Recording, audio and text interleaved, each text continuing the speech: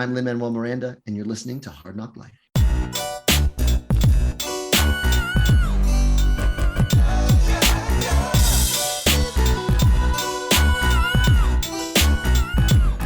Well, it's the NOC in full color, you see me? The Hard Knock Life, comics, movies, and TV, yeah. Pop culture with a different perspective. Watch it on your screen. Hi, welcome to Hard Knock Life as part of Nerds of Color. I'm Dominic. I'm Brittany Monet. And we have guests today. Guests, would you like to introduce yourselves? Hi, I'm Vanessa Shark. Excited to be here. I'm wearing a Reverse Flash shirt to represent, and my belly to represent my guy. Oh, right on. And I'm Brother Nate Milton, and all's my life I had to fight. And it is a pleasure to be back talking with you, Dom. And of course, my sisters from the Lituation Room, Britney Monet and Vanessa Shark.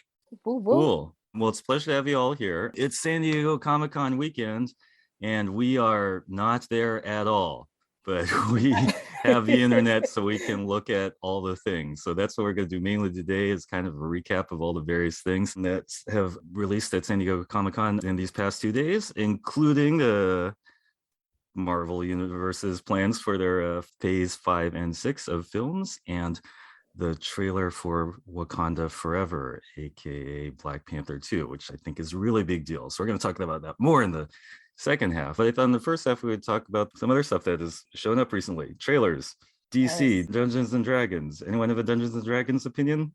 I don't know anything about Dungeons and Dragons except for when they talk about it on Stranger Things. So that's like, and then the original movie that came out when I was like, I want to say 8 or 9, which I haven't seen that movie since I was 8 or 9. So I can't say if that movie's great or not, but I remember liking it then. So I'm excited for this new one. I love Chris Pine, and I don't know how to say his name, but you know, the hot dude from Bridgerton. Like, it's just, I feel like Yeah, that dude. it's like a great cast to me with those two. Just them, they're like, you know, enough for me to be like, yeah, I'm gonna see this movie. I mean, I was surprised. I didn't even know they were making it. I just thought we should talk about, Dungeons and Dragons rolled for initiative, and then they get to go first in our discussion. That was a little joke I just had to make. It was a little nerdy. But if it does, does anyone feel like strongly about the Dungeons and Dragons thing? No, Vanessa or Nate? I've played a game or two of Dungeons and Dragons, surprisingly enough, or maybe not surprisingly enough to some people listening. But I have played a game or two, but it never was my thing. But hey, and I think this is something Vanessa has talked about before. Hey, we always can use newer ideas, and if this is something that can actually end up being cool and they can execute it properly, I'll give it a shot. Yeah. I know nothing about Dungeons and Dragons outside of Stranger Things. I know Dungeons and Dragons is literally like the top pillar of being a dork. So I, with all respect, I'm very excited for people who are excited for it, but I have no opinion on it. It looks cool. Like, I saw clips of the trailer. It looks pretty cool. So I probably won't watch it. Okay, folks, and that's our coverage of Dungeons and Dragons trailer. Shall we go on to the DC stuff? Yes. Okay. Yes. Please tell us what did DC give us a look at in the past 2 days. Yeah, Vanessa, I feel like you should take the reins on this because DC is like your thing.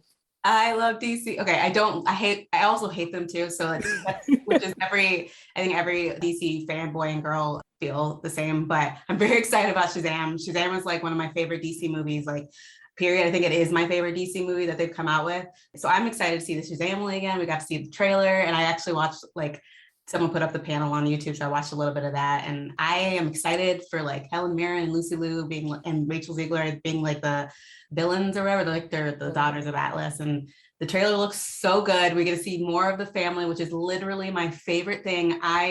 I've always been a fan of like Sailor Moon and Power Rangers and stuff. So they remind me of that a lot, with their like color coded and the colors and everything. And I'm so excited to see Darla. That's my baby girl. It's my daughter. And I'm excited to see Eugene and Pedro and Freddie and Mary and Billy and all of them. I'm so excited. They're so cute. And like, at some point, I assume that they'll tell their parents that they're heroes, but it's really cool to see all of them, together again. I was worried that they were going to be a little bit like too old by this point, because when the movie released, it was like right before COVID and lockdowns hit. So I was like, this movie's never gonna get made before they're 20. But I'm glad that they're back together, and I hope we get another one. What do you guys think? I'm like you. This is probably one of this and the Batman are like my two favorite from the recent DC movies, and I really just love Shazam. It just warms my heart. I remember crying. I cry every time I watch the first one. Yeah. Even For though I Shazam? know, yes, even Oh, though I okay. know when the emotional blow is coming, it still gets me, and I still cry every time. I don't know. It's just the movie gets me. I love it. So I was just very excited for it. I love the opening of the trailer, and then the Annabelle doll is in the trailer. I don't know if anyone caught that. I was like, who would have that in like a kid's like that's so creepy. But it looks fun, and like you said, excited for Helen Mirren, and Lucy Liu is just always like fun to watch. So just everything about it is exciting, and those are my babies. But now when I see the trailer, I'm just like, oh my god, they're gonna get obliterated by Black Adam. Yeah. We're gonna talk about that man, Black Dwayne the Rock Johnson Adam here in a second, y'all. But I loved it. I love the Shazam trailer. It was probably even counting some of the Marvel stuff, it was one of my top 3 trailers that we've seen this weekend. Shazam, much like Vanessa and Britney, is probably my favorite of the newer DC stuff. I think Zach Levi is great. I think the kids are great. Helen Mirren, like you can put Helen Mirren on the Weather Channel and I watch the Weather Channel because Helen Mirren is always bringing her A game to the table. Lucy Liu is always a welcome addition. I think, and again, this is just me being random. Like I'm hoping when we get the movie, we get like at least one scene of the comedian Sinbad just walking down the street. Just what is that? Because we need to close that circle. We need to close the circle on the Shazam movie that Brittany Monet thinks starred Sinbad, but it never actually happened. I'm sorry. There must have been like a timeline divergent, and I still remember because I remember this movie. No, I know what you're talking about. It has a Z in the title, doesn't it? Isn't it some kind of wizard movie? You're thinking Kazam with Shaq. It was Kazam? Yeah, it was Kazam. Yeah, but no, I've with seen the Shaq, one with Shaq. No, which I've I seen the one confused with Shaq. Steel starring Shaq, but that's a whole other story. Yeah. My problem is I remember them being two different movies. I very much remember the one with Shaq because I love that movie. And then I remember there being a Shazam movie with Sinbad. Love Kazam? That's awesome. So I remember them being two different movies. I love that movie. That movie was great because that one boy was in a whole bunch of other movies around that time. So I used to watch like everything that kid was in. So that's why I remember these being two very different movies. But I guess like everyone's like, no, the one with Sinbad isn't real. And I'm like, it existed. It's like that Bernstein. The Bernstein effect. Yeah. They're all going to melt together in the multiverse of our memories. But here's what I wanted to ask, and I'm coming from the perspective of someone who's not super assimilate the Shazam movie. Sorry, this is what I'm asking y'all who are real Shazam fans. Like, it seems like to me that it seems like the Shazam movies has a very colorful and I'll say kind of family-friendly tone. In Black Adam, they're going for something kind of grim and threatening. Do you have an opinion on how those things will meet since those characters are so, intertwined in the lore? Yeah, that's kind of how it is in the comics too. Like when they had the crossover, I think it was post Rebirth. I think they had like the family fighting Black Adam, and it was like this mashup of like Black Adam being like this big threat, but the kids are just like fighting him, and it's just this goofy, but also like, oh my god, he's beating up kids, like but it's just like there's a meshing of it that it really works in the comics, and I hope that I assume that they're going to have to meet at some point, that will happen in the comics. I don't know because comics to live action has always been a little bit tricky for DC. So I wonder how they're going to marry the two, but it works for sure in the comic books. Black Adam's style is very gritty and dark and like realistic. And but that's like kind of how it is in the comics. I think that like they can do it. They just have to not go too far in either direction because they would have to be able to marry the two themes, because the kids are always they're kids. They're literally kids in superhero bodies. So you can't have them like suddenly be like, oh, people die. Like it's not doesn't work like that, and Black Adam's going to have to embrace the fact that he's fighting children, even though he may not know that. I don't think he knows that in general. So none of them know that Billy, like even the Justice League when he was a part of it, they didn't know that he was a child. Like no one knew besides Superman that Billy was Shazam. So like most of them just think they're like just kind of goofy adults anyway. But yeah. And Black Adam, sorry, it doesn't have a form that he reverts to, right? He's just Black Adam. I mean, he doesn't have the alter ego like Billy Batson. His He real name does? is F. Adam. He like died a long time ago in the ancient Egypt, but he's literally just Black Adam. He doesn't embrace. I don't think he ever comes out of in the comics. He never comes out of costume. He's always, he's why he was rejected by his gods and stuff, is because he was like, he wasn't supposed to have the power anymore, and he kept it for himself, and he never comes out of costume. So that is who he is. That he like embraces that completely. Versus the kids who like, they're like, that's a day job, and Okay. In addition to everything Vanessa just said, I feel like Dwayne "The Rock" Johnson is a guy that can kind of straddle that fence. Yeah. If you've seen his filmography, like he's the dude that can be the brooding action guy, but he's also the same guy that made the Game Plan. He's also the same guy that made the Tooth Fairy. So I feel like he can kind of play in both of those worlds. You're right. I mean, that's what I was going to bring up. Was my main question mark was whether Dwayne Johnson is going to do the like really bad, grim, dark superhero. But I know he can play in the like kid-friendly Jumanji side of it. And I love Dwayne Johnson. This is not like a diss. It's just a question mark in my mind. Aldous Hodge. Oh my gosh, he looks so good as Hawkman. That's very exciting. Yeah, I saw everyone on my timeline just like reacting to everything, and like there's a specific set of like Black queer girls that were lusting equally over Megan Good and Aldous Hodge, and I was like, these are my people, because this was it was so cool to see everyone like really like excited for Aldous's like role as Hawkman. Like Black Adam, the movie looks great, and I'm just more excited to see Justice Society like in the live action. Like we got them in and so that was really cool. But we got them a little bit in like actually we got them in Stargirl too. But to see them on the big screen and like actually see the younger generation, because I always focus on the older guys, which is like Jake Garrick and Alan Scott and stuff like that. It's really cool to see Hawkman in live action, because he's got a ridiculous history. And I hope we'll be able to see Hawkgirl at some point. But yeah, Aldous Hodge is just nice to look at. Okay.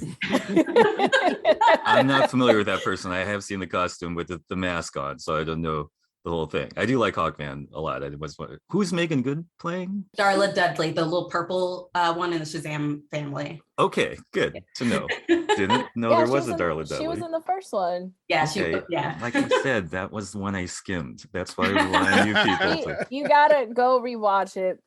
Okay. Especially if you actually do like Megan Fox. I feel like she'll have a bigger role now. Megan Good. Megan Good. Wow. Megan Fox, also another famous person. It's not a podcast without me if I don't mix up someone's name or mispronounce it at least once. Like it's just Absolutely. It's a lot of people to keep track of. It's cool. And okay, so I was curious. And any other the Justice Society or Shazam Black Adam things you want to point out? I thought it was I want to co-sign Vanessa on the Aldous Hodge love, because like this is a dude that's been working for a minute. Like he was in Friday Night Lights and Leverage, like Leverage, a slept on show. He's on the Turn. If you Turn Washington Spies, if you watch that. Apparently he's voicing Jon Stewart in some animated Green Lantern thing that's coming out, which Wear My Power.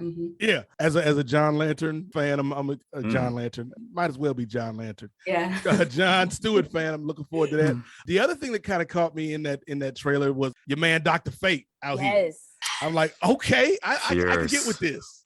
Yes. I love Pierce. Yeah, I've had a crush on him since he was Bond. As a woman I have always loved older white gentlemen.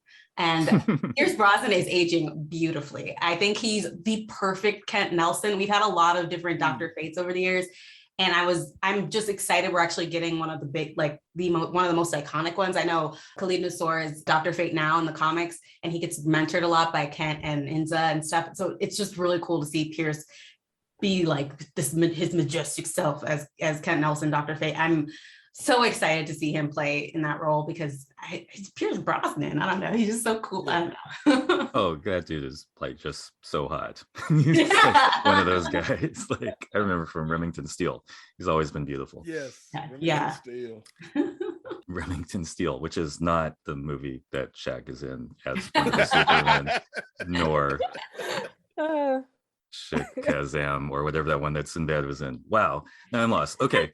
So Okay, so like one of the narratives of SDCC this year we could say is maybe that, DC rolled out the stuff that it could because it has, perhaps issues with the other movies that are on its slate that they're hazy about, but they're pretty locked into Black Adam and Shazam. But a lot of people were like clearing the way for Marvel to do its big panel on Saturday and reveal all this stuff, which I'm frankly surprised they did, but they did reveal all these things. So I just wanted to say that as a way of saying, do we want to talk about anything else before we sort of pivot and make way for all the big Marvel elephant in the room stuff? Oh, anything that's not Marvel? Can we wrap up the everything else and I'm trying to think. I'm kind of the sad that the trailer. I'm Batman sorry, is that was gonna one thing I be- want to say. That looks really great, but I'm just kind of sad that the Batman is going to be like 5 years from the sequel or something like that. It's set 5 years ahead. I didn't catch that. No, it's coming. Apparently, I don't know if it's true, but it's supposed to be Comic-Con news. I thought so. I thought you'd know, but it's the Batman 2 isn't coming out till like 2027. And I was like, excuse me? I didn't hear. Well, I just saw DC people, can even plan that much in ahead. I don't know if that was confirmed because I didn't hear it. I just heard people complaining that there wasn't any research news besides the Penguin spinoff, which is coming to HBO Max. Yeah. And Colin Farrell talked a little bit about that. He was probably one of the funnier parts of the Batman. So I'm interested to see his continued take on Oswald Cobblepot. But as far as the stuff that we couldn't see on DC because of a certain person terrorizing states and other countries, I think we were supposed to, if things had gone according to plan, we were supposed to get Flash movie stuff as well as Batgirl stuff. But since that ties into Flash stuff, it does? Plot wise? It's taking parts of it because I think Keaton is the Batman in Batgirl. Whoa. Yeah. So those are a little bit more interconnected than like Black Adam and Shazam, which is why they could go. But I think that DC was supposed to have a lot more to show this time around, but they did not. Yeah. I'm so mad that they are just out there terrorizing Hawaiians and now apparently Japanese people and like getting into a fight with Austin Butler. Like, what is happening? It's all messed up. And I am looking forward to that Batgirl show or movie. Yeah. It is. Anyway. It's all like, I'm happy that we got Black Adam and we got Shazam because I think those did, do a good job of kind of promoting themselves. I wish we could have gotten some interaction between at least Dwayne Johnson and Zachary Levi. Like, I think that could have been cool just to kind of set the stage for, we ain't saying it's going to happen, but you never know. You mean like a weigh-in? At least they could have done like a little chest bumping. Like they could be doing the Black Adam panel, and then all of a sudden Zach like, oh, I forgot my water bottle, and then they just staring off at each other a little bit. I think the other thing, and maybe Vanessa knows, but have they announced anything for Fandom this year? Are they even doing a Fandom this year? I don't think they are. I haven't heard a single thing about Fandom. I don't think they're going to do it because they announced all their comic book stuff and solicits that all got announced on Friday. So that usually means they're not going to do any Fandom things, which I figure since Comic-Con came back. So I think it was just supposed to be the stopgap between Comic-Con not being around to just being like, all right, we'll just do our own thing. So I don't know if Fandom's coming back. Yeah. So if this is all we got, then it's kind of like, I'm happy for what we got, but I was hoping for more. But maybe with all the corporate chaos going on, this is the best we can hope for. Right. For real. The Sandman trailer. Any thoughts?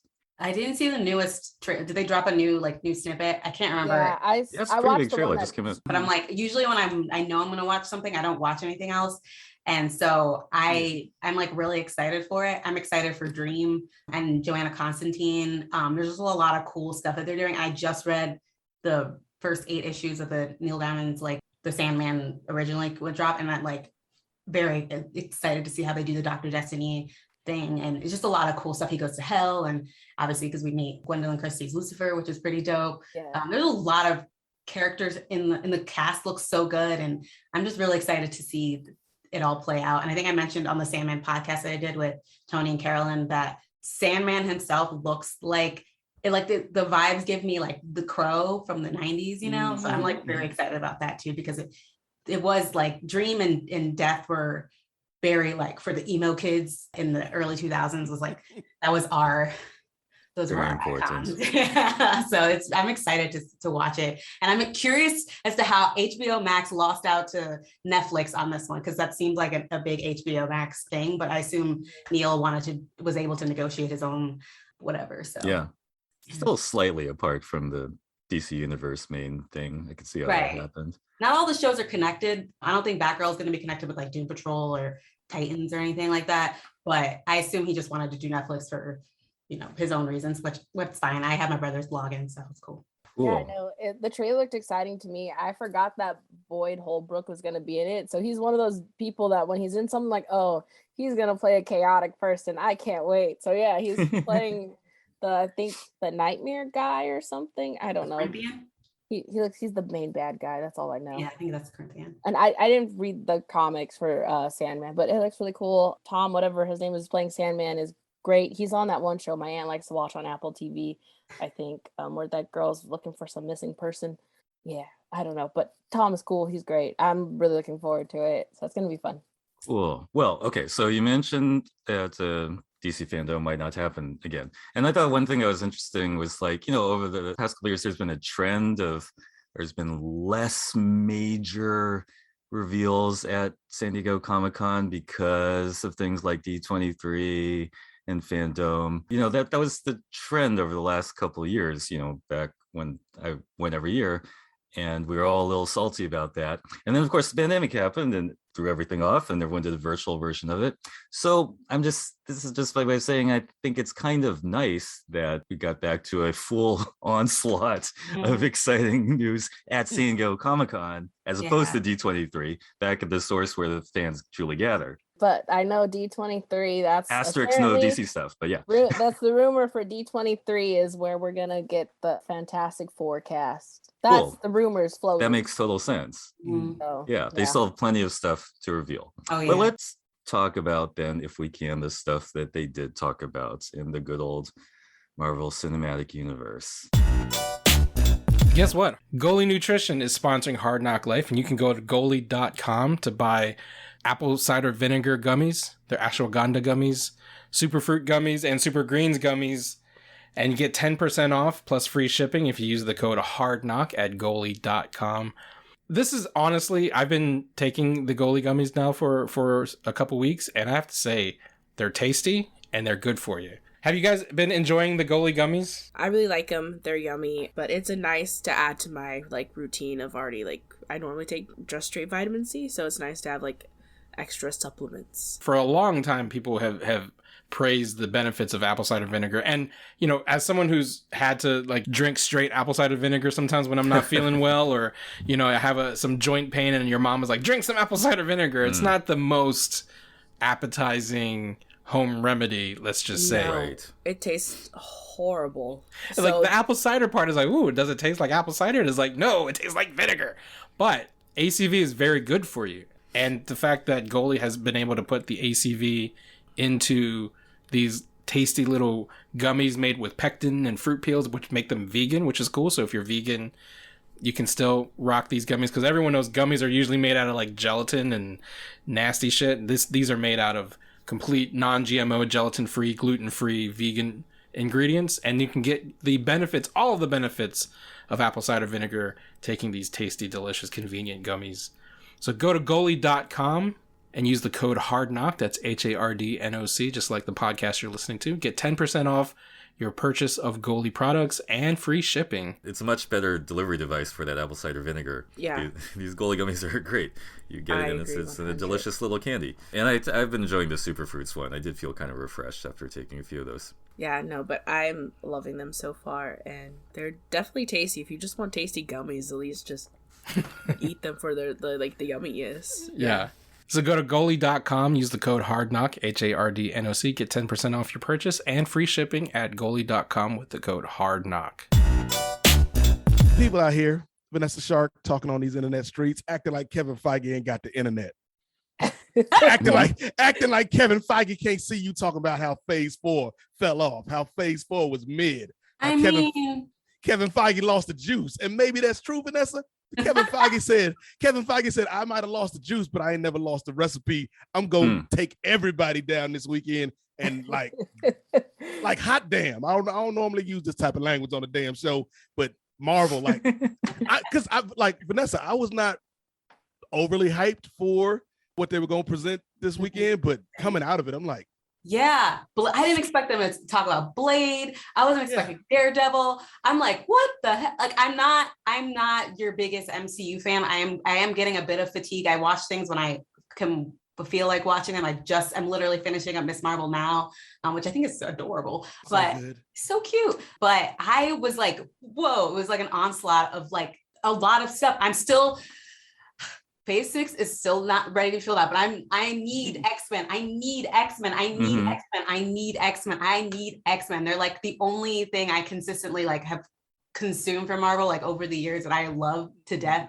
So I'm hoping that we get them in Phase 6, but just even the Fantastic Four announcement is wild. Like it's finally happening. Yeah, this is crazy. I'll say you will get the X-Men stuff just because if you haven't heard, it's movies that already are out, but Deadpool 1 and 2 and Logan have officially been brought on to Disney Plus, and some people were upset because obviously like it's R-rated and Disney and their brand, and but I'm like, they introduced parental controls, so I don't know what your problem is, but yeah, we're probably gonna get maybe the Deadpool and X-Men movie announcement at D23. That's what I feel like they're holding on to that. That seems very likely. I'll say for one thing for sure, you're definitely going to get a lot of that X-Men animated theme song because they're just using that push button to indicate anytime someone says mutant or anything that rhymes with mutant. I wouldn't talk about where that's played because someone is still watching that show. Okay, that's true. I will say I don't think they're going to stop there. I think they're going to keep giving us that sound cue for. Well, anyway, but neither here nor there. So I pulled up this graphic of. Can you see it? Like, because it's a little hard to keep track of all these things. Of what the MCU is saying is it's Phase 5 and 6, which is helpful information because, like you're saying about losing the juice last week, with me and Brittany and Keith, I enjoyed talking about for a minute about what I like to call the state of Marvel ennui that we were kind of in for a minute of. Where you and many other people were like, we're not really sure where this is going. But look, okay, so this is where this is going. Yeah, I know you have a good far sight for these kind of things, but but now that they have some things spelled out, and they're saying that the end of Phase 4 will be Wakanda Forever, which we'll be talking about in a minute. So any of these things surprise you or especially interest you? The one I'm really very interested is just because I just love Charlie Cox as Matt Murdock. So Daredevil Born Again is obviously like my number one, unfortunately, because I don't know. I feel bad being excited for the white guy, but like, that's what I mean. I feel bad because it's like, you got Secret Invasion, which has like a really amazing cast. You got Captain America 4, and then Blade. Like Blade, obviously, I'm very excited for because I love Mahershala Ali. But yeah, I just feel like I feel bad for being most excited for Daredevil, but I am like, I don't know. I'm really excited for if it makes you feel any better, that's kind of a Catholic way of being about feeling bad about things you're excited about, and that very much goes with Daredevil's whole concept. True. So he's with you. I really love Daredevil, and it's Born Again, the storyline is one of my favorite chunks of comics ever, but my mixed feelings come from they did do like a big part of Born Again in Daredevil season 3 on Netflix, and they did it beautifully. Not exactly, but the whole arc of with the spoilers, there's a mother and rebuilding himself and regaining his powers and confidence and all that, and they did it wonderfully. So I just wonder whether how much of a reboot it is, where we meet Matt Murdock in his life, if he's gonna have to go through a whole big like downfall again just to be born again in a similar way. These are my questions. It seems like they're on a big Matt Murdock push lately because we got him in No Way Home.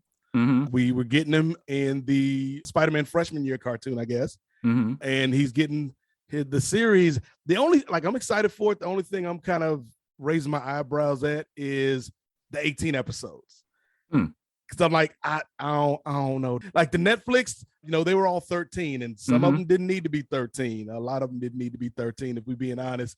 So I don't know. Like, I think there's a lot of good stories. Iron you can Fist tell. didn't need to be 13. I argue with this a little bit, but okay. But I think that there's a lot of good stories you can tell with Matt Murdock in the MCU. I'm just a little trepidatious about the episode run, but come on, I'm gonna watch it. Yeah. But the other thing that I think stood out to me, Dom, was in addition to Cap 4, because I'm here to see that man Sam Wilson out here on these streets. But we getting 2 Avengers movies in the same doggone year. That is ambitious, and I'm not sure if they're gonna land a plane, but I'm here for it. Like 2 Avengers movies in 1 year, that feels like a lot, but we got to see how they play it out, I guess. Yeah, and they're also kind of giving cohesion to the whole thing by officially calling it the multiverse saga, as opposed to the Infinity Saga. That whole chunk was about Thanos and the glove, and this is all about thematically the multiverse driving us crazy with 8 different versions of everybody. And of course, it begs the question of who is going to be in these Avengers movies, which, by the way, right now they're saying there's the Avengers the Kang Dynasty in May of 2025. It's a little hard to read. And then Avengers Secret Wars in November of 2025. And Avengers Secret Wars is a big deal, and I ranted about it last week. But it does beg the question, like, who's going to be in these Avengers movies? I was interested because Captain America being sort of towards the end of this phase 5 business, like, it suggests that he'll be there to be the point man, right? I mean, I don't know if it's arguable if we need a point man or a point person, but do you know what I mean? I don't know. I just feel like the way Loki has been, I feel like Loki is your point because he's already interacted with Kang. Well, but that'd be wild. But that's what I'm just saying. He's already interacted with Kang, and he's now the reason. Him and if you watch Loki, him and Sylvie are the reason why the timelines are falling on top of each other. And Kang was trying to stop that from happening because he got defeated. The one that we saw got defeated by a bigger version of himself. So he was trying to stop that from happening. But now Loki and Sylvie messed that up. And then we know that Kang is going to be the main villain in Quantumania. And so then it's like, we're obviously getting him, the Kang Dynasty. We're going to see Kang again. And then Secret Wars is when all the timelines are falling on top of each other and trying to fight for, this is the main timeline, and certain people aren't going to make it, and certain versions of certain characters are going to be. So, I feel like it's got to be Loki and Kang are like the main point, your 2 main pinpoints of the universe, I would say. Would you think Loki is going to lead the charge? No. I don't think he'll lead the charge, but I feel like those are your 2 big main people, unless it's going to be someone in the Marvels, Miss Marvel, maybe. It could be, but Captain Marvel. I mean, I do feel like those 2 characters at least are your main focal points, and you should probably watch everything that Loki or Kang will be in. Is my point of what's gonna happen. I don't know. That's just me. Can I ask how you're feeling about Kang? Because it's just me personally. Kang was never my favorite villain in the comics. He's just not a character I'm super into. But he's a very important one. I feel like Jonathan Majors is gonna really make people want to go back and revisit Kang in the comics. And I don't know. I'm very interested in who's gonna be Reed Richards, because obviously that's his descendant. So yeah. I don't know. This is Loki. Actually, the end of Loki season 1 was where Marvel started to lose me a little bit. Like I said, I'm not a Marvel reader. Besides the X-Men, I didn't really read much. I read the original Civil War when it came out, and when I was middle school or high school, I can't remember. But I'm most of my Marvel consumption comes from all of the MCU stuff. So when they introduced Kang, there was this big thing, who's behind it? And it was just Kang, and everyone was like, oh my God, it's Kang. And I was like, who is Kang? I was so confused. So I was just okay, so they're diving deep into their back catalog. That's great. That's cool. And I was just okay, so this is how it's going to be. I'm just going to have to take things in my own time, because I hate having to research. And this must be how people feel about Easter eggs and DC stuff. So I'm I have to research just to Kang is exceptionally hard to research. I just was I don't know. I didn't know anything. So the fact that they're going all in on him, and it means, okay, cool. I have to pay a little bit more attention because I was like, okay, maybe this will just be, I guess it'll just be for a movie, but no, he's going to be in like, he seems to be spread out all over phase 5 and 6. So it's obviously very important. So I gotta get my knowledge up because I don't know what he does, like what he, besides being the conqueror, I don't know anything about him at all. But are these all supposed to tie in together? Like, is Blade supposed to tie into like Ironheart and the Marvels? Like, that's where I'm like That's the question. Right? Like, well, Blade will tie back to Eternals because of Kit Harington. Oh yeah, why? That's right. Because Kit Harington is Ebony Blade. And sword. And when Kit Harington is opening up that sword, there's someone who's like, you better kind of think about that. And that's Mahershala Ali's I voice. forgot that happened in Eternals. So like,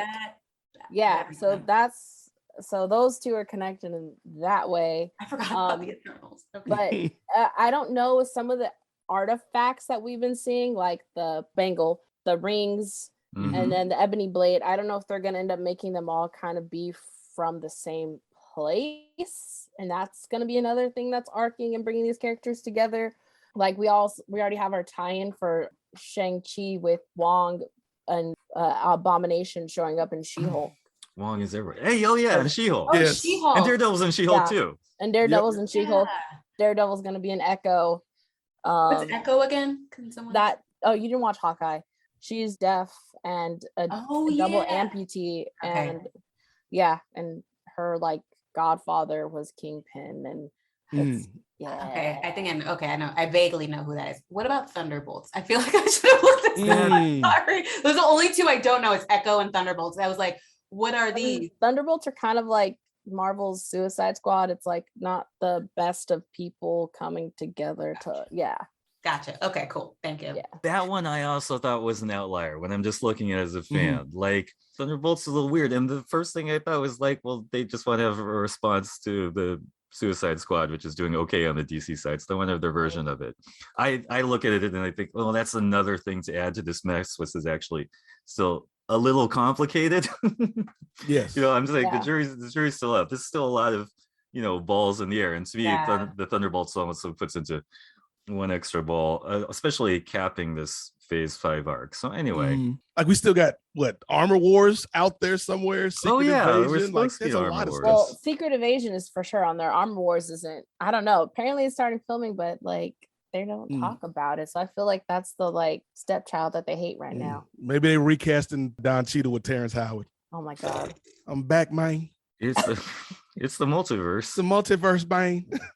So I assume that all of these will be different parts of the multiverse, or will because I can't imagine these are all in the same timeline. And some of them might be, some of them like Loki is for sure in a different timeline now. Right. I don't know about Agatha if that's going to be a prequel show, but I'm kind of excited for that just because I love Catherine Hahn. Yeah, she's great. I'm excited for that one. Yeah, I don't know. I know Ironheart is obviously going to tie into Wakanda Forever. Yeah, I don't know.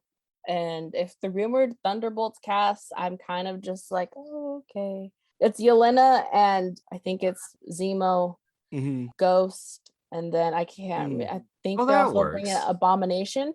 Okay. Could be. Oh, yeah, because they could bring in some of these villain characters who have kind of been just like sort of John Walker breezed by. Yeah. Oh, that actually kind of makes sense. I see it now. Wyatt Russell. Yeah, Kurt Russell Jr. Yes. Or anyway, so we've been looking at this graphic for a minute, but possibly the single most exciting thing that happened at San Diego Comic-Con was that they released this trailer for Black Panther 2, that is Black Panther Wakanda Forever.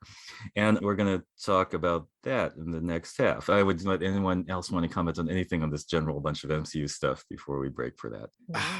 You don't have to. I'll end it how I let it off, Dom. Like, damn it, Feige, you done did it again. Like I wasn't to the point where I was not interested in the content, but much like Vanessa, like I've kind of gotten to the point where if it's something like No Way Home, I'm going to see that. But for Thor, I'm gonna wait till that comes on Disney Plus. Dr. Multiverse, Vanessa's favorite film. I waited until that came out on Disney Plus to watch that. So like, it was fun. But seeing this up there, I'm like, you know what? Like there's a couple of them, particularly Wakanda Forever, that I'm like, I'm going to go out and see those because you've got me excited again, Kevin Feige, the pusher man that you are. Mm-hmm. Well said. Okay, so we'll take a little break and then we'll come back and talk about Wakanda Forever, the first trailer. Hard Knock Life is being sponsored by Athletic Greens. I want to talk to you about Athletic Greens. With one delicious scoop of AG1, you're absorbing 75 high-quality vitamins, minerals, whole food source superfoods, probiotics, and adaptogens to help you start your day right. This special blend of ingredients supports your gut health, your nervous system, your immune system, your energy, recovery, focus, and aging. Basically all the things. One of the best things about Athletic Greens is that it's lifestyle friendly, whether you eat keto, paleo, vegan, dairy-free, or gluten-free. It also contains less than 1 gram of sugar and no GMOs, no nasty chemicals or artificial anything, and it still tastes good. Athletic Greens uses the best of the best products based on the latest science with constant product iterations and third-party testing. Right now, it's time to reclaim your health and arm your immune system with convenient daily nutrition. It's just 1 scoop in a cup of water every day, that's it. No need for a million different pills or supplements to look out for your health. And to make it easy, Athletic Greens is partnering with Hard Knock Media to give you a free 1-year supply of immune-supporting vitamin D and 5 free travel packs with your first purchase. All you have to do is visit athleticgreens.com/emerging. That's athleticgreens.com/emerging to take ownership over your health and pick up the ultimate daily nutritional insurance. And we're back. And so the Marvel Cinematic Universe people also released the first teaser trailer for Black Panther Wakanda Forever, which is a movie I think it's fair to say we did not know a ton about. Brittany, you and Nate were talking about it a couple of weeks ago. Many things which were rumored seem to be actually true regarding Namor, Atlantis, and stuff like that. That trailer is amazing. Like, honestly, and I know that it's not going to happen because Kevin Feige is nothing if not some relentless and going to force you to see this in multiple trailers, but this should be the only trailer they release until the movie. Like, that's good enough. Yeah. No, I mean, in my opinion, it does these very interesting things because since the first thing we've seen of this movie, like this first substantial thing, it has to, I mean, it first has to have this collective moment of like recognizing that one of the star actors passed away tragically, and also do the thing of then announcing that there's this big Marvel movie coming, and also do the thing of not telling us who Black Panther is or isn't, because that's one of the big NDA secrets of the story. And I think it really does all those things in 2 minutes, aided mainly by a great song. So that was what I thought. That's why I think it's just like a really great piece of editing. Well, what do you all think about that? I remember literally, I think a couple weeks ago, people were literally talking about like, we haven't heard nothing about the Black Panther movie. Is it even coming? Like, what's going on? Like, the only thing we'd heard about was just like a little bit of drama on set with certain actors not wanting to get vaccinated and stuff. And so like, I was like, maybe it got shelved. I don't know. And then when the trailer dropped, I was like, oh my God, I don't know what I was expecting, but I don't think I was expecting that. And I wasn't expecting like the Atlantis versus, that's just like really, it's kind of hard to like vocalize because like the Black Panther movie meant so much to so many people, and like Chadwick Boseman stuff hit a lot of people hard, and it's kind of still hard to talk about. And like just seeing them react, and like even on the panel when they were like hugging each other and they like seemed so emotional, I was just like, it's hard for me to like look forward to it, even though I'm very excited about it because it is closing the chapter on something that wasn't supposed to be closed so soon, and it's like it makes me like very emotional. And it was beautifully put together, and Kendrick curated the last soundtrack for the last movie, so I'm like hoping he does it again because he like the song, the music, and the styling and the costuming alone is what puts Black Panther in that above the rest, I think. Yes, because it's just so uniquely them. It's so uniquely Wakanda, and then the fact that they're bringing in Atlantis and bringing in another culture that's another lost culture, like Aztec culture, only kept alive by the tribes that are still left in Mexico, and like that's huge. That's just like it's just beautiful the way that the attention to detail, and the last shot of whoever's in that Black Panther suit, like that's going to be the single most talked about thing. Whoever it is and whatever it is, people are going to be talking about that one for that's a big thing. Like the recast T'Challa, move it versus leave his memory alone. Like people want to know who's going to be the next Black Panther. So I'm It did everything to make me like so thrilled about a movie I didn't even know was still happening. So yeah, it was beautiful. Yeah, I thought that it was gonna be in developmental hell just because of like I had said when me and Nate talked about it a few weeks ago, because we were covering some of the art that leaked from Essence, or like the Essence Fest art of like Neymar and all that stuff. I was just saying, like, I feel like one of the downfalls of The Rise of Skywalker was not giving the cast and crew enough time to grieve and deal with Carrie's death, and then like trying to like still put her in the movie and using old parts from like other deleted scenes. Like I feel like unfortunately that hindered a lot of the movie. And it's not to say that I, of course, like wouldn't want them to kill off Princess Leia, like that's not what you want, but I feel like the movie was hindered by trying to still work Carrie into the film, unfortunately. And I feel like maybe that's a criticism that Kevin Feige and Ryan Coogler and everyone else were like, I think it's sad, we don't want to, but we have to kill T'Challa. Like, it is sad, and it's going to make it even harder because Chadwick is no longer with us. That seeing that is going to not, I already know I'm going to be crying throughout that movie, but I don't know. Like we talked about, maybe there's a chance for a multiversal T'Challa, because there's still so many people who want T'Challa as Black Panther. And I feel like, again, the best way is just a multiversal one taking over. I feel like that's the best way to navigate that, at least. Yeah, this trailer. So pulling back the curtain on my night last night. So I worked from 11 to 8 last night. Got home and had to do a 2-hour show talking about Vince McMahon resigning from the WWE. Oh, yeah. And so then like about 10 o'clock at night, 11 o'clock at night, I'm just like, oh yeah, let me catch up on what happened at Comic-Con. And so I'm checking stuff out. And I get a text like, hey, have you seen the Black Panther trailer yet? I'm like, nah. So I go on and I'm stuck in my seat for like 2 minutes. This was everything that I wanted from this trailer. Like you said, Vanessa, like we have all like just been wondering what's going on with this film. We knew this stuff about, the anti-vaccine on the set, and we knew like, Ryan had to do some reconfiguring of the script after Chadwick's passing.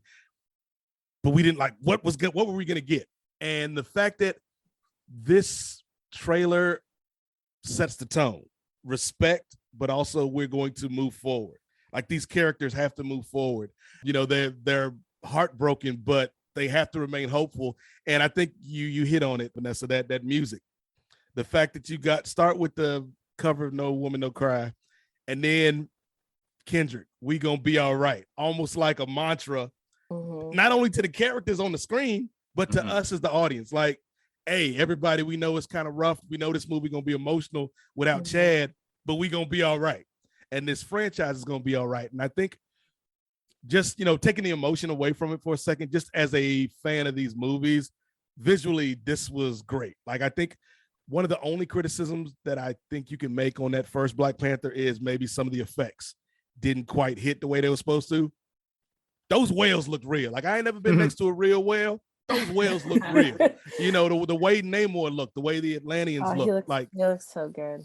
And seeing Riri, I'm excited for this, man. Like I think I was always going to be excited for Black Panther 2, but I think there was always kind of this cloud, maybe like Vanessa was talking about, where I'm going to watch it, but I'm not excited about it because I know it means the end of a chapter. But this trailer felt more like a celebration of life, like to Chadwick and also to T'Challa and what he meant to these people. And Angela Bassett. Like, I don't know Britney. I don't know how Hollywood works. I ain't never been to Hollywood. I don't know if you can win an Oscar off of 10 seconds, but the way she delivered that line, like, I have lost my entire family. I have given you everything. Like, I was already choked up when she said that. I was like, you know what? I can't even be on the internet no more tonight. I need to be alone with my emotions. But I loved it, man. I think it was the right way to kind of close out Marvel's presentation. We learned that it's going to be the film that closes out Phase 4. And, Phase 4 has had its ups and downs, but damn, I think they're going out on a high note.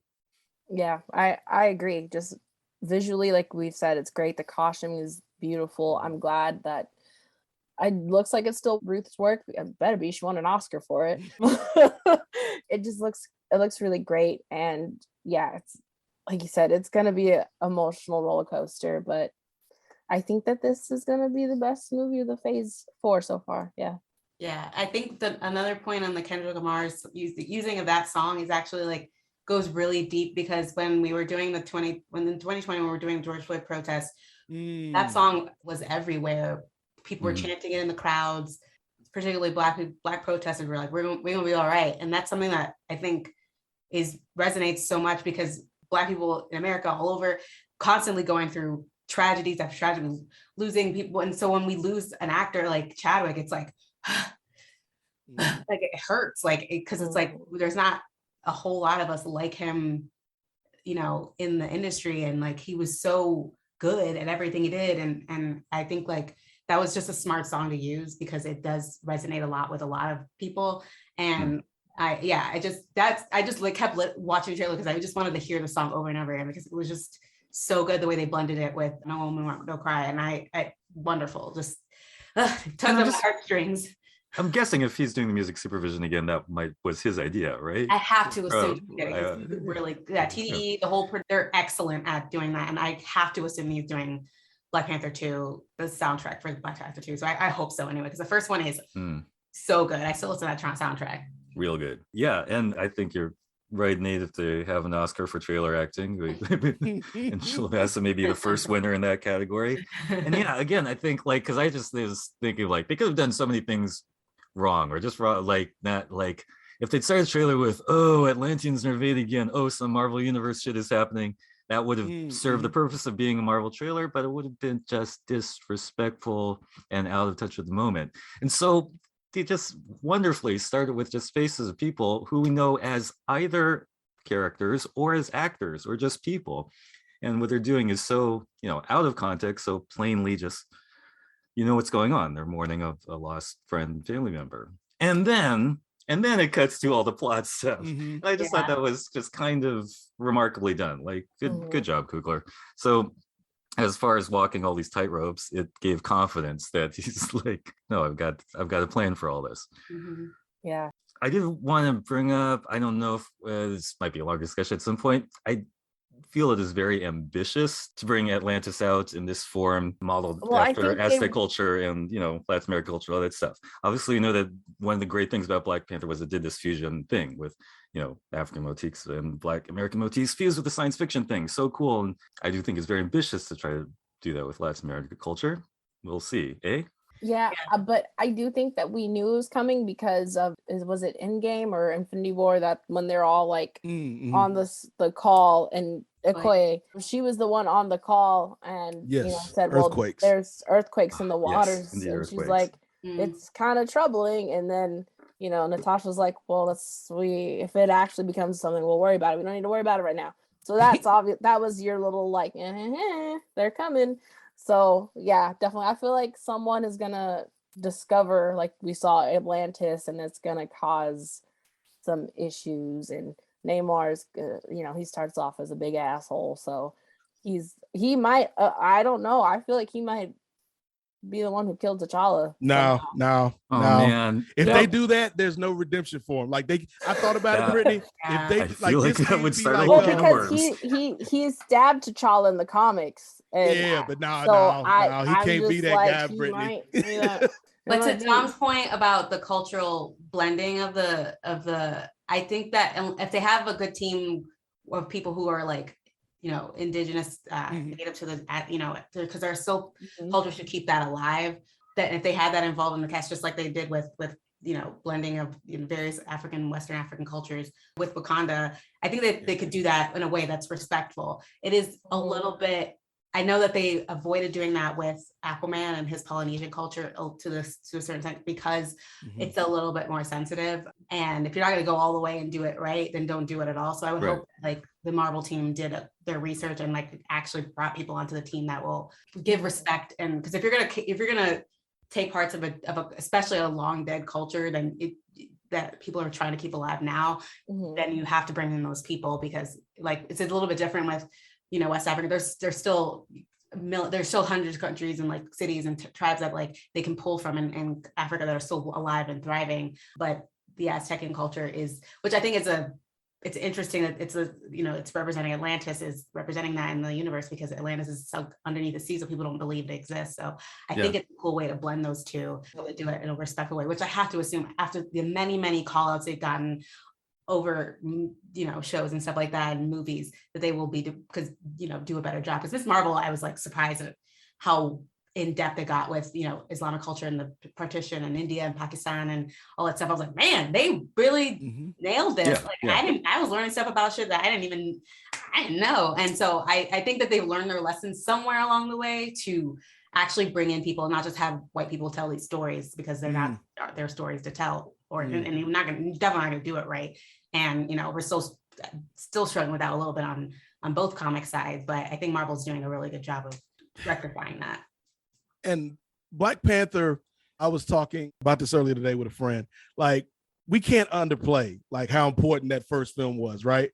Because if not for that, and if not for that movie making all the money in the world, I'm not saying we don't get Shang-Chi or Miss Marvel or the introduction of Namor in this film, but it takes so much longer. Yeah. Because of the economy of Hollywood. So like that might be one of the big legacies of this franchise, is that it opened the doors for a lot of people. Agreed. 100%. Yeah. Sure. And because I mean, among the other great things about the cultural fusion thing that they did in the design and the whole world of Wakanda literally was really a new thing. Like, it just landed and was successful. But I'm glad you brought up Atlantis thing, because circling back to the DC part of stuff, because like it's one of the six. Like I'm anxious about the representation part of it, but I feel like it's a really great idea to do Atlantis in this Aztecan frame. It's a really, really great idea. Just the question is how ambitious it is. Because like for me, like, okay, the thing that keeps Aquaman from being like a really good movie, and for me it's just kind of like a 3, is because like Atlantis is always a little boring, like it's sort of based on like Roman Greek designs, so everything, and it's just not that exciting a world. Which makes sense, because I think they were trying to stay true to what if Atlantis is real, it's sunk off of Mesopotamia or Greece. Somewhere over there. Which makes sense. That's what we think of it as being. Yes. But Young Justice did Atlantis so much better. Like the new season of Young Justice did like this. It was like city states and all these different Poseidonus and like all these different city states that had to like basically had voting. It was like a very political, cool way to do it. And watching that and then going back to Aquaman, it was very paper thin the way the culture was represented. And I get it, because they were just like introducing Aquaman, but they could have done so much more with Atlantis and Aquaman. And instead of having it be like generically mostly white people, and the some of the effects were cool. Like I love seeing armored sharks. Never gonna get over that ever. Like it's one of my favorite things I've ever seen in a movie. But there it was. Yeah, you're right. It wasn't as colorful and it wasn't as detailed as I already can tell from a 2-minute trailer, and 30 seconds out of that trailer was just like I could already tell that Marvel's Atlantis is going to be so much more intricate. Like they're gonna blow Aquaman out of the water in terms of that. I already know. Like I can tell. Which is not their ultimate goal, but they're always a goal. They're there, a side mission. They're always, it's I always feel bad when like that happens, because then it gets other people who don't actually read the comics or watch some of the other shows. They're always in this mindset of, well, DC kind of just sucks. And it's like, no, there are great things from DC. It's just you have certain people who are fumbling DC killed on queer representation. Marvel is still working on that. That's my biggest thing. DC kills on queer representation. But yeah, I agree. It does feed into the DC Marvel's better than DC. It's like, well, no, that's mostly corporate getting in the way. The comic books to me are on the same level. Like I don't think any of them are better than the other. It just depends on what you like. But I do think that Marvel has a bigger damn budget. Disney is like $1 billion company and is not in turmoil and getting sold every other year. So that is having understanding helps me stay away from like, I mean, I do shade Marvel quite a bit, but that's mostly because I'm punching up. Okay. I'm punching up. So if you're talking about DC, you're punching down, because DC is still struggling. Okay? Man. Right, I think you just punched them further down somehow by formulating DC it is that trying. way. We're the underdogs, damn it. I think DC does Funny how like that a lot of the happens. new stuff has been great to me personally. Like James Gunn has done a wonderful Mhm. job with Peacemaker and stuff. So Yep. and I think that Disney was like, oh, James Gunn, we gotta get him back from Guardians of the Galaxy. So like I think that they obviously can share people and stuff like that. He's obviously casting people from one thing to the other. He's the same guy who played Mert or whatever his name was. Yeah, He's Peacemaker. gonna be Guardians. Yeah, he's a high evolutionary, I think, in the Guardians movie. So like there's obviously going to be blending, especially with they're never going to stop making superhero movies. So I think there needs to be hopefully a rollback of the DC versus Marvel thing and just be like, we can do one thing in Marvel, play one thing in Marvel and do something completely different in DC, because at this point, they're the two biggest employers in Hollywood. I feel like by D23, we'll find out if Henry Cavill is going to be on the Marvel ship, because we'll see. I mean, DC's been doing a great job pushing him away, so it's not his fault. I don't think, if he's going to chase the Disney money. Like, I don't blame him. I'm waiting for that. I love Henry Cavill. I love to look at him. So you throw him in anything, and there's a good chance I'm going to watch it eventually. Yeah. Yeah, he's going to be in Daredevil next. I'm just kidding. That would be dope. I mean, I'm already sold on Daredevils. Very excited for Daredevil. That would be all I talk about for like ever, and everyone would be like, okay, Brittany, shut up. Cool. Well, before we start to wrap up and everyone will have a chance to say whatever their closing thoughts are, can we just play one more round of this? Who do we think that Black Panther person is in that last shot? Which is, as you point out, Nate, I'm with you. They could not do another trailer and this would carry me to November. But yeah, very, very cleverly avoided all actual Black Panther stuff, except for this one shot, which may be as iconic as Wolverine's claws sticking out at this point. And I don't know, it looks like a lady to me. I'm thinking Shuri, but let's play. What do you think? Yeah, like if I were ranking this like on a wager board, Shuri would be like the top odds choice for me. Then I would probably go Killmonger, and I can't really think of anybody else who would fit. So it's probably Shuri, maybe Killmonger. I agree that it's probably more likely Shuri, because I know just from following some of the writers, I know that they're doing a Shuri focused Wakanda book coming up soon. So if Marvel's anything like DC, they usually like to have some synergy between the books and the movies. So that's my biggest choice likely. But for someone who loves the multiverse, I would love to see a multiversal Black Panther jumping in, like, because of shenanigans that are happening from whatever else is going on, jumping in and be like, I don't know, do I belong here? I don't know what's going on, or whatever, helping out. That would be really cool to me, because I love the multiverse, and that's the one thing that's keeping me in line on all this Marvel stuff, because I just love seeing different versions of characters, and not every doppelganger looks exactly like themselves, you know what I mean? So there could be a multiple, different looking T'Challas. One might look like Ryan Gosling. Have you seen that graphic going around? Oh, please no. I love Ryan Gosling, but no. Hey, you leave T'Challa alone. Chad. Oh my god. He's one of them. He's out there. It's big multiverse. No, I've heard some rumors that it's gonna start off as Shuri, and then it's gonna be someone else taking over in this suit, because I think they're gonna. I don't know, because I mean, why is the queen gonna say like her whole entire family? Has Let's been talk taken about that. I was gonna say, are we gonna bring that true. up? That she said Yes. no. Yeah. That is like, very why true. is she gonna say that when, like, Shuri's still- from what we know, Shuri's still alive? So I think they're gonna. I think whatever's gonna go down between the Atlanteans and the Wakandans, it's gonna, because Namor does start off on people's bad lists, like he really does. So that's why I threw it out there. And I know, like, you were like, no, don't even speak that, Brittany, but I would not be surprised if he honestly is the reason why T'Challa is not around. So they could very easily do it as unfortunately an in-suit stunt double person being killed by Namor or whatever. But I feel like Namor's probably at least going to kill Shuri, if anything, and they're going to have to bring someone else in the suit, and it could be a multiversal T'Challa, or it could be them finding a way to bring back, Killmonger, or it could be a multiversal Killmonger because of What If, when we saw that there is like a version of him out, different versions of him. So I don't know. Well, is there any reason it can't be Nakia? I'm new here. I'm sorry. Like, I would like it to be her, but it's just, I don't know. It's sort of what unlikely. Lupita wants to do. I love Lupita. I would love to pick up the mantle. but I don't know, because she seemed very like in the point where she was really choosy about what she was doing after 12 years a slave. So it just depends on what I would be all game for her, like picking up the mantle, even deny, like I would be fine with that too. Yeah. Okay. But yeah, like I did catch that line. Like again, I was overcome by the emotion, but yes, I caught that line like Vanessa and Brittany did, where I've lost my entire family. So that either leads me to believe that Shuri dies at some point in the movie, or she's gone, like she's missing in the battle, and then she could foreseeably come back at the end as that Black Panther that we saw in that shot. That's something that could happen. The only reason, going back to Namor, that I think he won't be the one to directly cause T'Challa's death is because this ain't like Shaw in Fast and the Furious, like how they did my boy Han. Like the family just welcomed Shaw back in. If he's the dude that directly caused T'Challa's death, I don't think you get the audience back on his side. And ultimately, that's what Marvel wants to do, because we want to sell you a Namor movie or a Namor TV show. So we have to like him at some point.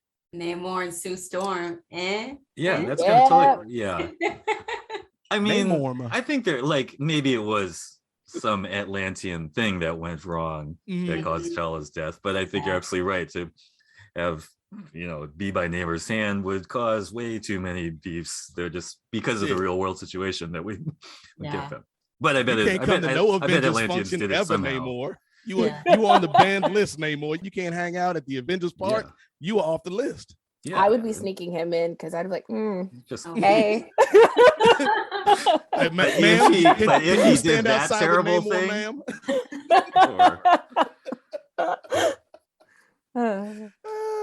yeah. All right. Yeah. Good stuff. So we're gonna see. Closing thoughts, anyone, before we start to wrap up?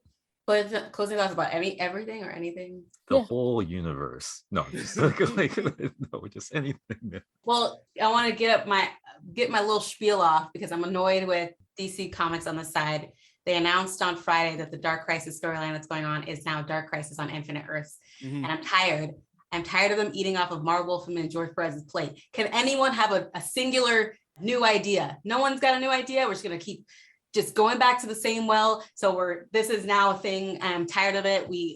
Crisis on Infinite Earths is the biggest event that has happened in comics that blended all the multiverse. And that's where everyone's like talking about Secret Wars and multiversal timeline fights. You started that. Yeah.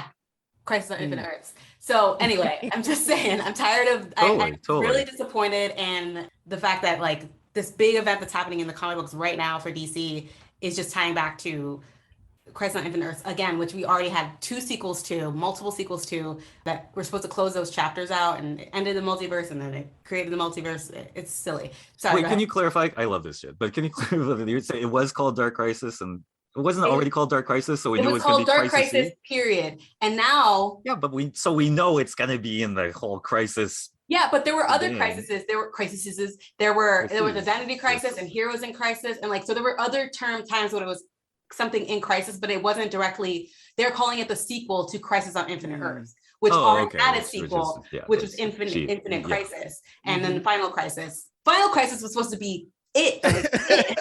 How we got more crises after the Final Crisis? I'm just tired of and the thing is, it just feels like they're running. They're instead of coming up with new ideas, they're just going back to the same well, and I just am tired of it. And I really hope that they do something new with this new crisis that's going on right now. But yeah, it's called Dark Crisis on Infinite Earths, which means that it will be a similar storyline. So that's my rant. I'm annoyed about it. This is why I also know they're not doing anything for fandom, because that's the stuff that they would have saved for fandom. But they did it on Friday. They announced all that. So I'm annoyed with DC, and I'm not annoyed with Marvel, which is a very rare thing. So yeah. Is this a variant Vanessa that we're talking to today? Yeah.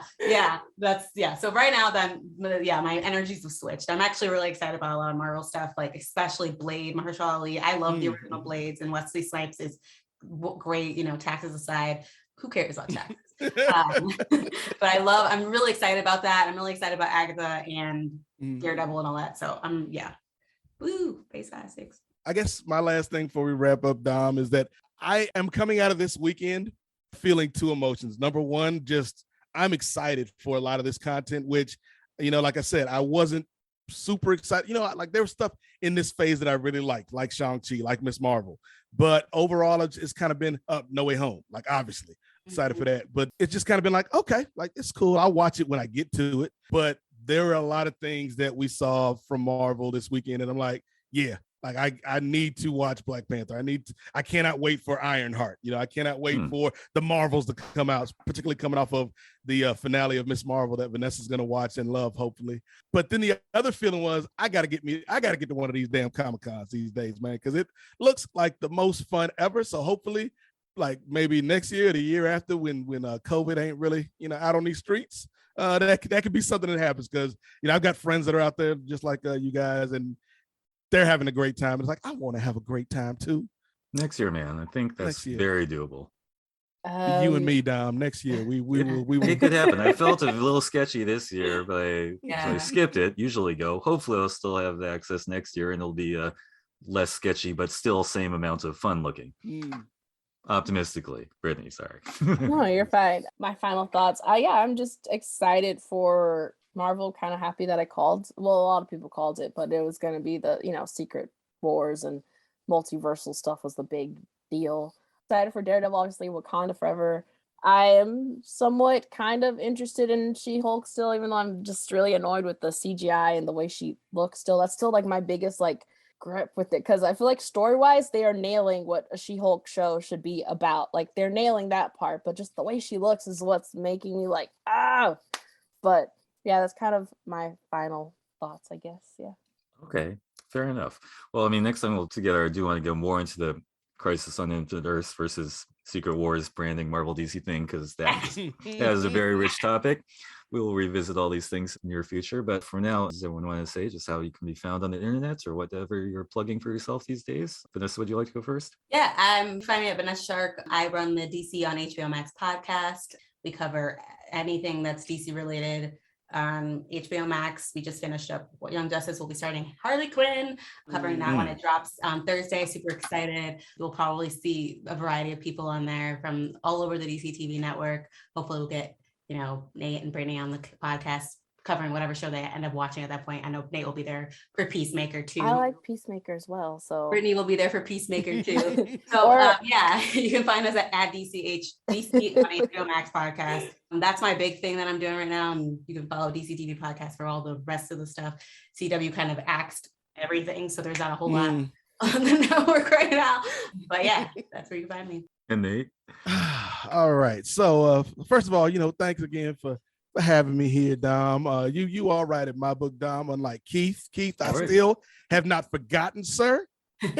Every time I come on this show, Keith is nowhere to be found. He's a shadowy figure lately.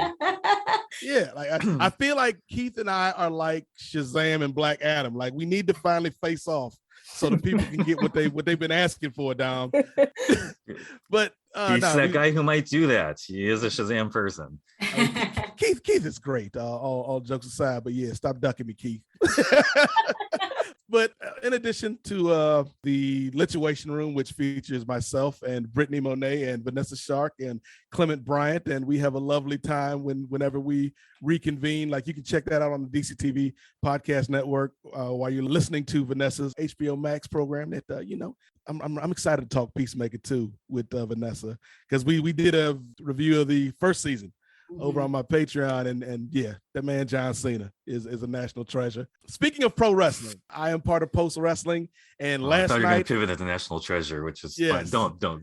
Yes, no, I don't have a Nicolas Cage podcast yet. I'm working on it. Got some plans. One of those too. Anyway, sorry, go on. But I'm over at Post Wrestling, where last night, probably a couple nights from now, by the time you're listening to this, ladies and gentlemen, the Nubian Wrestling Advocates, which is a show that I'm one of the co-hosts on, looks at pro wrestling from the perspective of Black journalists, media members, fans, and performers. And we did a 2-hour live show talking about Vince McMahon resigning from WWE, which was in the news last week because he is a horrible human being, and wouldn't you know it, the consequences of his actions have finally caught up to him all these decades later, and he had to resign. So we talked about that for 2 hours, and you can find that as well as the archives of the Rocky Maivia Picture Show, which is my podcast chronicling the film work of Dwayne Johnson. You can find that over at Post Wrestling, Kings of Sport. We got a Patreon, which Vanessa and Brittany have both been on. Patreon.com/The Kings of Sport. $5 gets you in the door. If you want to spend more, we won't stop you because gas is expensive. Other than that, at in the number 8 MOZAIK at Nate Mosaic on Twitter. And yes, like I've loved being here. This feels like, you know how like they got the West Coast Avengers, Brittany Monet? Mhm. Like they not the regular Avengers, but they the West Coast Avengers. This feels like the West Coast Lituation Room, where like we did a Oh, team up with Dom. Like Dom joined the squad. I love the West Coast Avengers, so I take it as a compliment. Thank you, Lituation Room Prime. Brittany, how can people find you on the internet? So you can find me at Hi Brittany Monet. And then you can also check and then you can also check out at Naomi Podcast, where basically, yes, it is the Black catalog of now the Naomi Podcast, which both obviously Vanessa and Nate have been on, as well as the Lituation Room and as well as Black Lightning Podcast. It is literally your little hub for all of them. So it's great. And that's pretty much it that I've got going on for right now, besides obviously being on Hard Knock Life. Yeah. Cool. Well, I'm Dominic Ma on Instagram or Twitter at Dama, DOMMAH. Again, thank y'all for being here. Great chats, and we'll do this a lot more in the future if everyone's time allows. When this has been Hard Knock Life, which is part of the Nerds of Color family, we can subscribe to our podcast, subscribe to our YouTube channel, read our blog at nerdsofcolor.org. Right? Yeah, and I was gonna. I didn't have the URL memorized, but yeah, Nerds of Color somewhere on Patreon. We often get confused with Geeks of Color and all these platforms, which is fine. Support Geeks of Color too. It's probably fine. Support them both. But yeah, I don't have them all memorized in my head. And also, on Twitter. Anyway, so that's the whole Nerds of Color family of content that you can be part of. So again, thanks very much, and until next time, Hey, Marsh Hot. everything's gonna be all right. Question mark? Aw.